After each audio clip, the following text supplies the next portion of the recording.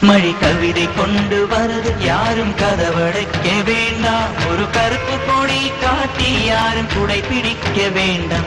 இது தேவதையின் பரிசு யாரும் திரும்பிக் கொள்ள வேண்டாம். நெடுஞ்சாலையிலே நனைய ஒருவர் சம்மதமும் வேண்டாம். அந்த மேகம் சுரந்த பாடி ஏன் நனைய மறுக்கிறாய்? நீ வாழ வந்த வாழ்வில் ஒரு பகுதி இழக்கிறாய். நீ கண்கள் மூடி கரையும் போது மண்ணில் சொர்க்கம் ஏதுவாய். கண்கள் மூடி கரையும் போது மண்ணில் சொர்க்கம் ஏதுவாய்.